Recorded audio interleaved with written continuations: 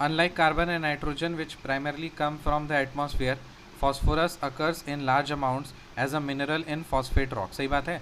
देखिए कार्बन और नाइट्रोजन तो एटमॉस्फेयर में प्राइमरली प्रेजेंट है, लेकिन फॉस्फोरस जो है ना वो मिनरल्स में प्रेजेंट होता है फॉस्फेट रॉक्स में. The main storage of sulphur is in the earth crust. Sulphur का जो मेन स्टोरेज है वो कहाँ है? अर्थ के क्रस्ट में. There are no trees in the tundra due to permafrost. क्या ये बात सही है? हाँ. टुंड्रा रीजन में कोई भी पेड़ नहीं होता. टुंड्रा रीजन में कोई भी पेड़ नहीं होता. टाइगर रीजन में होता है. टुंड्रा रीजन में कोई भी पेड़ नहीं होता. क्यों नहीं होता? Due to permafrost. परमाफ्रॉस्ट के कारण से कोई भी पेड़ नहीं होता है. Reptiles and amphibians are almost absent in tundra biome. So tundra biome में आपको रेप्टाइल्स और एम्फीबियंस ऑलमोस्ट एब्सेंट मिलेंगे. वहाँ पे है ही नहीं, पेड़ ही नहीं है, तो कैसे वहाँ पे छुप के रहेगा, है ना? रेप्टाइल्स वगैरह कैसे रहेंगे? तो इसीलिए रेप्टाइल्स और amphibians are almost absent in tundra biome.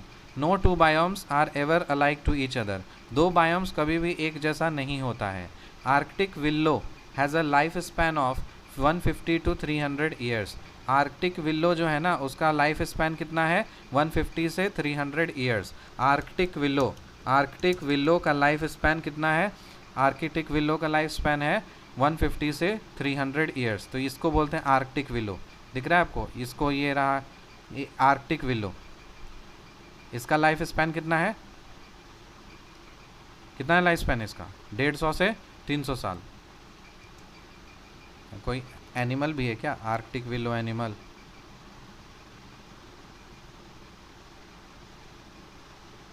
यहाँ पे तो क्या दिखा रहा है? Arctic willow project. इसको ही बोल रहे हैं आर्कटिक विल्लो. ठीक है. तो आर्कटिक विल्लो का लाइफ स्पैन कितना है? 150 से 300 years.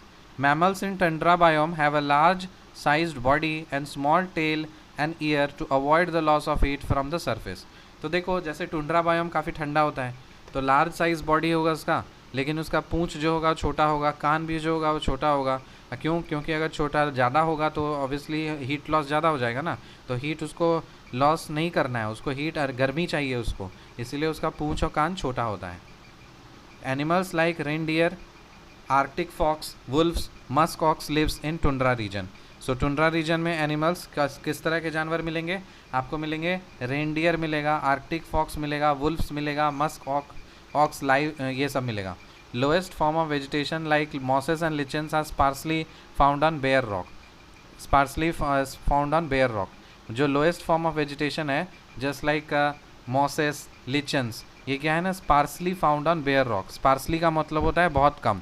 Sparsely found on bare rocks. जो मोसेस और लिसेंस होते हैं वो मतलब नंगे रॉक्स पे जो है ना स्पार्सली फाउंड होते हैं. स्पार्सली का मतलब होता है कम. देख लेते हैं मीनिंग. स्पार्सली का मतलब होता है क्या?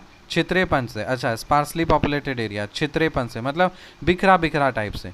स्पार्सली का मतलब क्या होता है? जो बिखरा बिखरा टाइप से है. Thinly distributed way, not thickly और डेंसली. एक जगह थिकली नहीं है, बिखरा बिखरा जगह पे.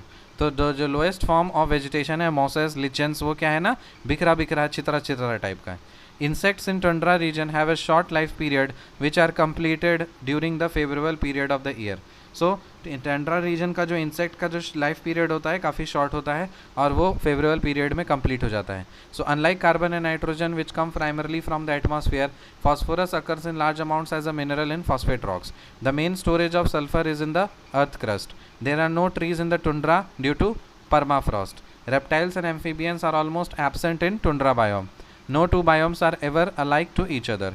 Arctic willow has a lifespan of 150 to 300 years. Mammals in tundra biome have a large sized body and small tail and ear to avoid the loss of heat from the surface. Animals like reindeer, Arctic fox, wolves, musk ox lives in tundra region. Lowest form of vegetation like mosses, lichens are sparsely found on bare rock. Insects in tundra region have a short life period which are completed during the favorable period of the year. Bye.